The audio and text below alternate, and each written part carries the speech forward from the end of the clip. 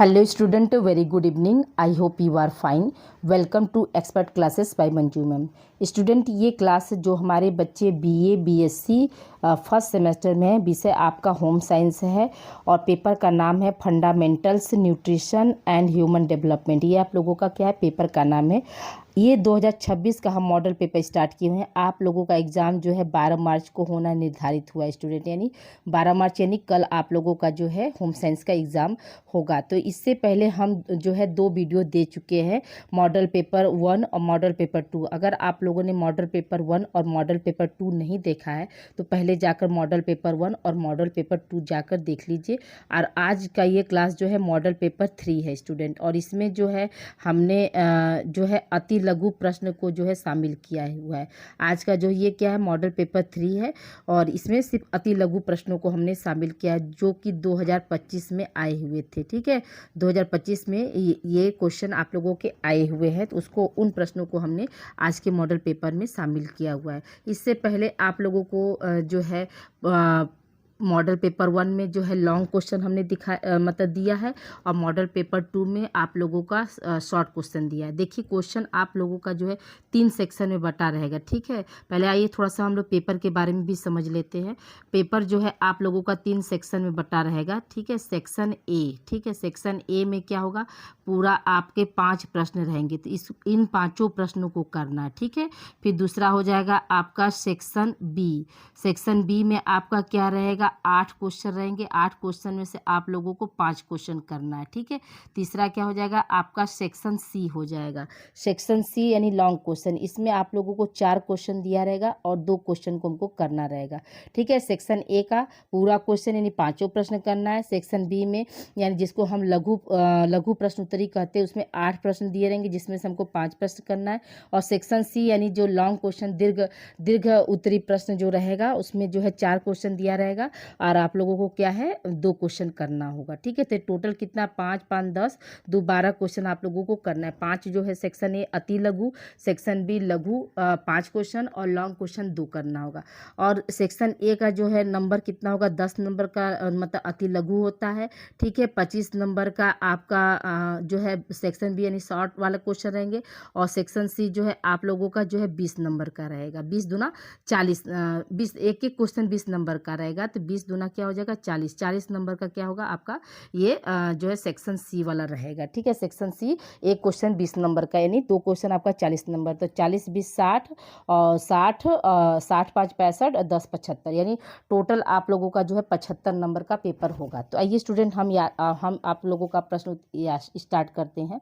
देखिए, यहाँ पर प्रश्न है कि जल में घुलनशील विटामिन के नाम बताइए. तो देखिए, हम सभी लोग जानते हैं कि जल में घुलनशील विटामिन कितने होते हैं, तो 2 प्रकार के होते हैं. ठीक है, कितने प्रकार के होते हैं, 2 प्रकार के होते हैं. तो विटामिन बी और विटामिन सी, ये क्या है, जल में घुलनशील है. अगर यहीं पर प्रश्न आप लोगों का हो जाता है कि वसा में घुलनशील विटामिन के नाम बताइए. ठीक है, वसा में घुलनशील विटामिन कितने होते हैं, तो 4 प्रकार के होते हैं. कौन कौन सा, तो vitamin A, vitamin D, vitamin E और विटामिन के, ये क्या है, वसा में घुलनशील विटामिन है. ठीक है, तो एक साथ क्या हुआ, आपका 2 प्रश्नों को हम सॉल्व करा दिए. जल में घुलनशील विटामिन कौन है, तो विटामिन बी और विटामिन सी. वसा में घुलनशील विटामिन कौन है, तो ए डी ई के. ठीक है, ऐसे ही आप लोग लिख लीजिएगा. फिर एक क्वेश्चन और इम्पॉर्टेंट है, यहीं से आ सकता है कि पोषक तत्व जो है कितने प्रकार के होते हैं. तो याद रखिएगा कि पोषक तत्व, मेरी बातों को भी सुनते चलिएगा, पोषक तत्व जो है कितने तरह के होते हैं या पौष्टिक तत्व कितने तरह के होते हैं, तो याद रखिएगा कि 6 तरह के होते हैं. ठीक है, पहला क्या है आपका कार्बोहाइड्रेट है, दूसरा आपका प्रोटीन है, तीसरा आपका वसा है, चौथा आपका विटामिन है, पांचवा आपका जल है और छठा क्या हो जाएगा, खनिज लवण हो जाएगा. क्या है, पौष्टिक तत्व कितने प्रकार के होते हैं, तो 6 प्रकार के होते हैं. ठीक है, अब आइए देखिए अगला प्रश्न हम देखते हैं. वृद्धि को परिभाषित कीजिए. वृद्धि और विकास की जो परिभाषा जो है मोस्ट इंपॉर्टेंट है स्टूडेंट, हमेशा क्वेश्चन एग्जाम में इसका आता है. तो देखिए वृद्धि, यहाँ विधि नहीं होगा, यहाँ वृद्धि होगा. ठीक है, ये थोड़ा सा टाइपिंग मिस्टेक होगी, इसको आप बना लीजिएगा वृद्धि. ठीक है, वृद्धि का अर्थ क्या होता है, बढ़ना. वृद्धि परिणात्मक परिवर्तनों से संबंधित है, जैसे आकार का बढ़ना, संरचना में बढ़ना. वृद्धि शारीरिक रचना और शारीरिक परिवर्तनों की ओर क्या करती है, संकेत करती है. वृद्धि क्या है, शारीरिक संरचना और परिवर्तनों की ओर क्या करती है, संकेत करती है. जैसे आपके बाल का बढ़ना, नाखून का बढ़ना, ये क्या है, आपका वृद्धि है. अब देखिए हरलॉक ने वृद्धि की परिभाषा क्या दी है स्टूडेंट, तो हरलॉक के अनुसार वृद्धि मात्रात्मक परिवर्तनों, आकार एवं संरचना में परिवर्तन का उल्लेख करती है। ठीक है, हॉलॉक ने वृद्धि का क्या परिभाषा दी है स्टूडेंट? तो वृद्धि में बताया गया वृद्धि जो है मात्रात्मक परिवर्तनों, ठीक है, मात्रात्मक परिवर्तनों आकार और संरचना में क्या करती है, परिवर्तन का उल्लेख करती है, उसे ही हम क्या बोलते हैं, वृद्धि कहते हैं। ठीक है, अगले प्रश्न की ओर बढ़ते हैं। अगला प्रश्न हमारा क्या, वंशानुक्रम क्या है? वंशानुक्रम से आप क्या समझते हैं? वंशानुक्रम का मतलब ये होता है कि एक पीढ़ी के जो लक्षण है दूसरे पीढ़ी में जाना, यही हमारा क्या है, वंशानुक्रम होता है। या अपने जैसा अपने जैसे समान, जैसे हम ह्यूमंस हैं तो हम हमारे जो औलाद होंगे वो भी क्या होंगे, ह्यूमंस होंगे, यानी अपने जैसे संतान उत्पत्ति भी क्या होती है, आपकी वंशानुक्रम के अंतर्गत आती है। तो देखिए यहाँ पे क्या है, वंशानुक्रम का अर्थ है समान से समान की उत्पत्ति, यानी एक जैसे बकरी का बच्चा क्या होगा, बकरी ही होगा या बकरा ही होगा, गाय का बच्चा गाय बछड़ा होगा या बच्चिया होगी, भैंस का बच्चा भैंस ही होगा, यही कहने का मतलब है। ठीक है, यदि अपने जैसे समान जाति को उत्पन्न करना ही क्या है, वही वंशानुक्रम का अर्थ होता है। वंशानुक्रम ही वह क्रिया है जिसके द्वारा पृथ्वी पर जाति की प्राकृतिक परंपरा शाश्वत है, यानी अपने जनरेशन को क्या है, कायम रखना। ठीक है, अब देखिए जेम्स ड्रेबर ने जो है वंशानुक्रम की क्या परिभाषा दी है, तो उन्होंने बताया कि माता पिता से बच्चों तथा शारीरिक एवं मानसिक लक्षणों का संक्रमण ही क्या कहलाता है, वंशानुक्रम कहलाता है। और बीज एवं हाइजर ने के अनुसार उन्होंने क्या बताया सॉरी देखिए, ब्रिज और हाइजर के अनुसार क्या है, वंशानुक्रम का अर्थ वस्तुओं की अपनी जाति की प्रजनन प्रवृत्ति से है। हाँ देखिए, अब क्या है, इसमें वंशानुक्रम का अर्थ क्या बताया गया, तो बीज और हाइजर ने क्या बताया कि वंशानुक्रम का अर्थ वस्तुओं की अपनी जाति की प्रजनन प्रवृत्ति से होता है। देखिए, मुझे भी तबीयत नहीं सही चल रहा है स्टूडेंट, मेरा भी, और फीवर भी है, खांसी भी आ रही है, लेकिन फिर भी हम आप लोगों के लिए मेहनत कर रहे हैं कि आप लोगों का जो है पेपर जो है अच्छा से हो जाए। ठीक है, इसमें इसी वीडियो के लिंक डिस्क्रिप्शन बॉक्स में हम लिंक डाल देंगे। पिछले साल जो भी हमने क्वेश्चन आप लोग को 2-4 मॉडल पेपर पिछले साल का भी कराया, जिसमें हम 22, 23, 24 को हमने शामिल किया है, तो वो भी क्वेश्चन आप लोग देख कर जाइएगा। ठीक है, आइए देखिए, अब देखिए श्वसन क्रिया क्या है, तो श्वसन क्रिया को से आप क्या समझते हैं, श्वसन क्रिया क्या है? तो देखिए, प्रश्वसन। ठीक है, श्वसन में क्या होता है, दो चीजें मतलब शामिल होती है, एक प्रश्वसन होता है, एक निश्वसन होता है। प्रश्वसन मतलब जो हम शुद्ध वायु को ग्रहण करते हैं वो हमारा प्रश्वसन है, और निश्वसन का मतलब क्या हुआ कि हमारे बॉडी से जो कार्बन डाइऑक्साइड बाहर निकालते हैं उसको हम क्या है, निश्वसन बोलते हैं। तो देखिए, प्रश्वसन वह क्रिया जिसे सांस लेना कहते हैं। ठीक है, सांस लेना कहते हैं, जिसके द्वारा हम शुद्ध वायु यानी ऑक्सीजन अपने अंदर ग्रहण करते हैं, वो हमारा क्या, प्रश्वसन। और निश्वसन का मतलब क्या होता है, वह क्रिया जिसके द्वारा हम शरीर की अशुद्ध वायु यानी कार्बन डाइऑक्साइड को बाहर निकालते हैं।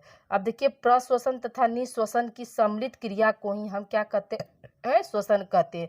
यह क्रिया जन्म से लेकर मृत्यु तक जीवन पर्यंत चलती रहती है। ऐसा नहीं है कि श्वसन क्रिया जो है मतलब रुक जाए, श्वसन रुक गया यानी क्या हुआ, इंसान का जिंदगी रुक गया। ठीक है, जैसे ये नहीं कर सकते ना हम, श्वसन कुछ सांस जो है कुछ मिनटों के लिए, कुछ सेकंडों के लिए हम रोक सकते हैं, लेकिन अब ये सोचिए कि हाँ 1-1, 2-2 घंटा रोक कर हम रह जाए, तो ये संभव नहीं है। जैसे हमारा हार्ट का काम है ब्लड को सर्कुलेट करना, तो हार्ट को हम ये नहीं कहते ना, जैसे श्वसन क्रिया क्या बिना रुके थुके चलती है। ठीक है, हार्ट भी क्या बिना रुके हुए चलता है। अगर हार्ट रुक जाएगा तो क्या है, जिंदगी रुक जाती है। ठीक है, अब देखिए यहाँ पर क्या है, औसतन एक स्वस्थ, ठीक है, औसतन एक स्वस्थ व्यक्ति 1 मिनट में 17 बार सांस लेता है।